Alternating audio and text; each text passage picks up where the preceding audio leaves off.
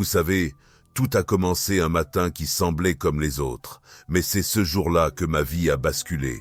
Je m'appelle Eben Alexander. Avant tout ça, j'étais neurochirurgien, l'un de ceux qui pensent que le cerveau explique tout. Pourtant, en novembre 2008, il m'est arrivé quelque chose qui a remis en cause tout ce que je croyais savoir. J'ai contracté une méningite rare et ultra agressive qui a littéralement mis mon cerveau hors service. La partie du cerveau qui donne sens à nos expériences humaines a cessé de fonctionner. Elle ne fonctionnait tout simplement plus. Les analyses l'ont confirmé. Scientifiquement, je ne devrais avoir aucun pensée, aucun rêve, aucun souvenir, ni aucune vision. Et pourtant, ce que j'ai vécu dans cet état était plus réel que tout ce que j'ai jamais expérimenté en étant éveillé. Et je ne suis pas le seul à le dire. Des années plus tard, en 2018, un groupe de médecins a analysé mon cas et publié un rapport dans une revue scientifique majeure. Aucun d'eux n'avait participé à mon traitement, ce qui rend leur conclusion d'autant plus sérieuse.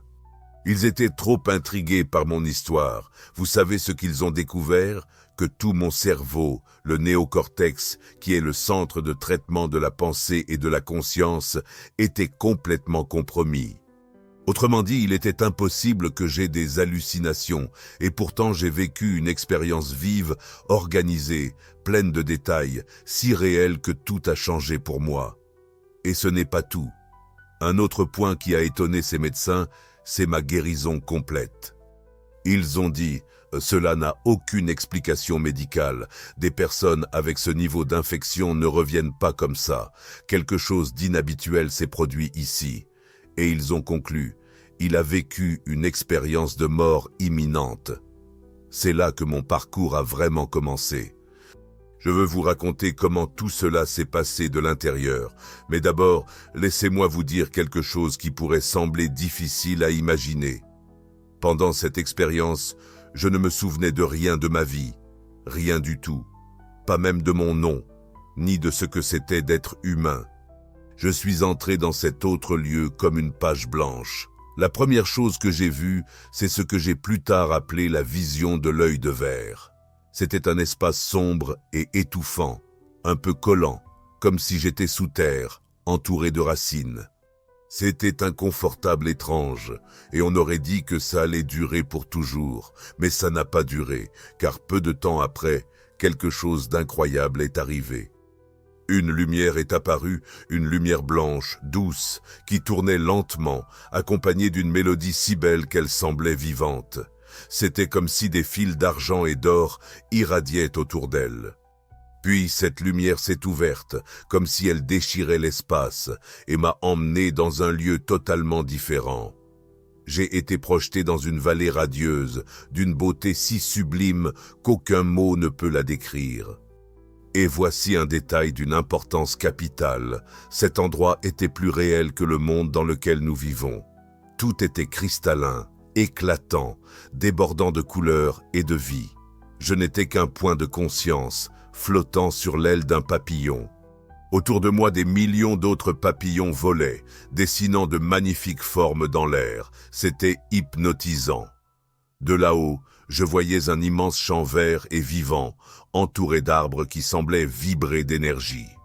Il y avait des rivières, des cascades, des lacs d'un bleu si profond qu'ils paraissaient magiques, et beaucoup de gens qui dansaient, sautaient, souriaient. Des chiens couraient, des enfants jouaient, et une joie contagieuse emplissait tout.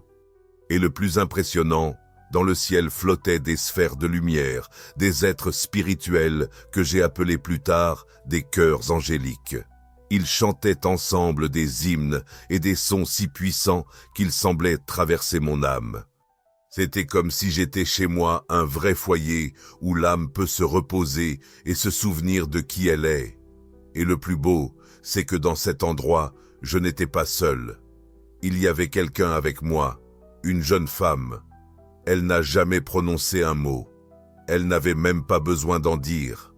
Mais d'une certaine façon, j'ai tout compris. C'était comme si son cœur était relié directement à mon esprit. Nous communiquions silencieusement, mais avec force. Et là, dans cette connexion parfaite, Elle m'a transmis un message qui a changé toute ma vie. Un message qui, je crois, est la vraie raison pour laquelle je suis revenu ici dans ce monde. Elle me disait « Tu es profondément aimé, tu es important, tu es en sécurité, tu n'as pas à avoir peur, et surtout, tu ne peux commettre aucune erreur. » Et aussi étrange que cela puisse paraître dans cet endroit, cela avait parfaitement du sens. L'amour y était si pur, si puissant, qu'il était impossible de ne pas ressentir que tout était exactement comme il devait être. La compassion, la bonté, le pardon n'étaient pas de simples concepts, mais les fondements mêmes de cette réalité. Là, tout tournait autour de cela. Et vous savez ce que j'ai réalisé après tout cela ? C'est pour cela que tant de personnes qui vivent une expérience de mort imminente en reviennent transformées. Ces personnes deviennent plus aimantes, plus spirituellement connectées, et souvent, elles s'éloignent même des conflits religieux. Parce qu'ici, de l'autre côté, ce qui compte vraiment, c'est l'amour. Peu importe votre religion, ce qui importe, c'est combien vous aimez, combien vous pardonnez, combien vous acceptez l'autre. Là-bas, on comprend que nous sommes tous ensemble dans le même bateau. Il n'y a pas de séparation. Cette vallée où j'étais, ce n'était pas la destination finale. C'était juste le commencement, un point de départ. Parce qu'immédiatement après, quelque chose de bien plus grandiose s'est produit. Ces êtres de lumière, que j'ai appelés cœurs angéliques, ont ouvert un nouveau portail pour moi. Et là, tout a recommencé à changer. Soudain, je me suis retrouvé dans un endroit que j'ai appelé le noyau. Un espace au-delà de toute compréhension. Un lieu où tous les doutes s'évanouissent, où tous les contraires se rejoignent et prennent sens.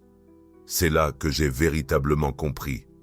Ma conscience venait directement de Dieu, et plus encore, nous n'avons jamais été séparés de lui, pas même un instant. Et là, au centre de tout, j'ai reçu un message clair. Tu ne vas pas rester ici. Pas encore, tu vas revenir. Mais nous allons te montrer beaucoup de choses. Et c'est ce qui s'est passé. J'ai traversé plusieurs leçons, chacune plus profonde que la précédente, et c'est à cela que je réfléchis encore aujourd'hui, toutes ces années plus tard. Mais une chose m'interpellait. J'allais et venais. Je sortais de cet endroit incroyable pour retomber dans cette vision sombre, étroite, que j'ai appelée œil de verre. Mais il existait un moyen de revenir à la lumière. Il suffisait de se souvenir de la mélodie qui m'avait guidé la première fois. Il suffisait de penser à cette musique, de la ressentir au plus profond de moi et, bam, le portail s'ouvrait de nouveau. La musique était la clé. Ce n'était pas une musique que l'on entend avec les oreilles, mais quelque chose que l'âme perçoit. Comme si chaque note vibrait directement dans le cœur. Beaucoup de personnes me demandent « Vous vous souvenez de la mélodie? Pouvez-vous la chanter ?» Mais ce n'est pas possible. Là-bas, on n'écoute pas avec les oreilles et on ne regarde pas avec les yeux. Tout se passe directement dans l'âme. C'est une connexion pure, impossible à décrire avec des mots ordinaires. Ce va-et-vient s'est produit plusieurs fois et, à chaque voyage, j'apprenais un peu plus. Chaque passage par ces royaumes me révélait une nouveauté et petit à petit, j'ai compris que l'entre-deux faisait aussi partie du message.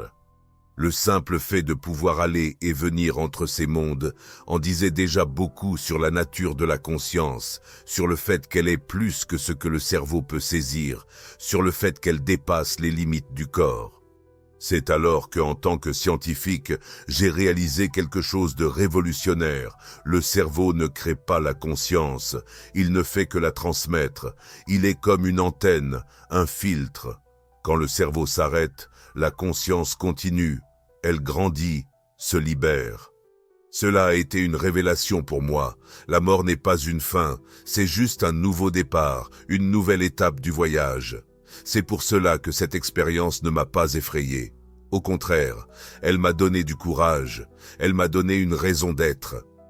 Et si vous avez déjà pensé « Ah, j'aurais aimé rester dans cet endroit de lumière pour toujours, ce monde ici est bien trop dur », écoutez, je vous comprends.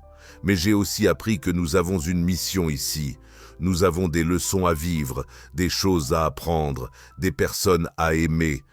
Le paradis est magnifique, mais c'est ici que l'âme grandit, c'est ici que l'esprit évolue. Il est arrivé un moment où cette douce musique qui me ramenait vers le portail de lumière a tout simplement cessé de fonctionner. Je tentais de me reconnecter, mais rien ne venait. Je ne vais pas vous mentir, j'étais anéanti. C'était comme si une porte s'était refermée brusquement devant moi. Mais en même temps, quelque chose en moi me disait de faire confiance. Je savais avec une certitude que je ne saurais expliquer, que je n'étais pas seul, que j'étais toujours profondément aimé et que tout cela faisait partie du plan. Je ressentais cette paix à chaque fois que je traversais le noyau, cet endroit où tout prenait un sens. Même maintenant, de retour dans cette obscurité étrange, semblable à la phase initiale de l'expérience, quelque chose était différent. Je me sentais en paix. C'était comme si cette obscurité aussi était d'une certaine manière un foyer spirituel, un lieu silencieux mais rempli d'amour, avec des êtres autour de moi rayonnant un calme profond.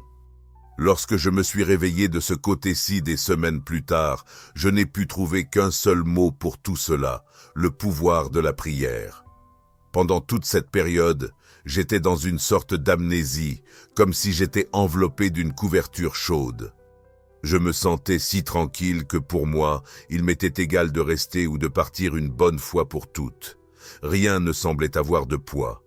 Mais alors est venu le moment le plus difficile. Lutter pour revenir ici, dans ce monde. Je me souviens m'être réveillé dans un lit de soins intensifs, branché à un respirateur, essayant de respirer par moi-même. Quand on a finalement retiré le tube, mon premier mot a été un simple et sincère « Merci ». Les premiers instants qui ont suivi sont encore un peu flous pour moi, mais ma sœur Félicie m'a raconté quelque chose que je n'oublierai jamais. Elle a dit que dans cet hôpital, tout le monde pensait que je n'allais pas revenir, que j'étais déjà parti. Mais soudain, me voilà. Et plus impressionnant encore en quelques heures, j'étais déjà assis sur le lit, regardant chaque personne en disant « Calmez-vous, tout va bien ». Depuis ce jour, plus de 15 ans se sont écoulés et je ne me suis jamais arrêté. J'ai passé tout ce temps plongé dans les études, travaillant avec des scientifiques du monde entier pour tenter de comprendre tout ce que j'avais vécu. Et la vérité, c'est que nous sommes au cœur d'une révolution au sein même de la science. Peu à peu, de plus en plus de chercheurs reconnaissent la réalité des expériences de mort imminente, et ce n'est pas tout. Ils commencent à prendre au sérieux des phénomènes auparavant considérés comme du mysticisme ou des coïncidences, les expériences partagées au moment de la mort, la communication mentale, les visions à distance. Tout cela s'inscrit dans un nouveau modèle de conscience, beaucoup plus complet et expansif que tout ce que nous connaissions auparavant. Si vous souhaitez en savoir plus sur ce mouvement en plein essor, je vous recommande vivement un livre, Living in a Mindful Universe. Il y est expliqué clairement comment tout cela se déroule et comment la science commence à avancer main dans la main avec la spiritualité. Et ce qui est le plus beau, c'est de voir des personnes ordinaires, comme vous et moi, entamer leur propre chemin de guérison. Au final, ce qui m'a le plus marqué, c'est une leçon à la fois simple et profonde. La vie ne s'arrête pas lorsque le corps cesse de fonctionner, et l'amour est la seule chose qui traverse tous les mondes. Je suis revenu de ce lieu de lumière avec une certitude que je porte chaque jour. Vous êtes aimés, même lorsque vous ne le ressentez pas, même quand tout semble sombre, il existe une force supérieure qui vous soutient. Et cette force n'exige pas la perfection. Elle ne attend pas que vous compreniez tout immédiatement. Elle souhaite simplement que vous viviez avec plus de compassion, davantage de pardon et plus de vérité dans votre cœur. Car chaque geste d'amour ici-bas, même le plus infime, résonne là-haut, dans ce lieu où tout est lumière. Mon expérience m'a montré que nous ne sommes pas seuls, que nous ne l'avons jamais été. Et si vous êtes arrivé jusqu'ici dans cette vidéo, c'est peut-être parce que quelque chose en vous est aussi en train de s'éveiller. Il est peut-être temps de regarder à l'intérieur de vous vous reconnecter à votre essence, de trouver cette paix qui ne dépend pas du monde extérieur, mais qui commence au plus profond de votre cœur. Si ce message vous a touché d'une manière ou d'une autre, je tiens à vous remercier d'être ici, de m'écouter, de laisser cette histoire faire partie de votre cheminement. Si vous pensez que davantage de personnes ont besoin d'entendre cela, partagez cette vidéo avec celles et ceux qui ont besoin d'espoir. Et bien sûr, si vous souhaitez continuer à suivre des histoires qui nourrissent l'âme, qui inspirent et qui nous rappellent ce qui compte vraiment, abonnez-vous à la chaîne. Cela aide énormément à diffuser cette lumière à plus de cœurs. Et rappelez-vous, la vie est éphémère, mais la conscience, elle, est éternelle. Merci de m'avoir accompagné jusqu'ici. On se retrouve de l'autre côté, ou plutôt dans la prochaine vidéo.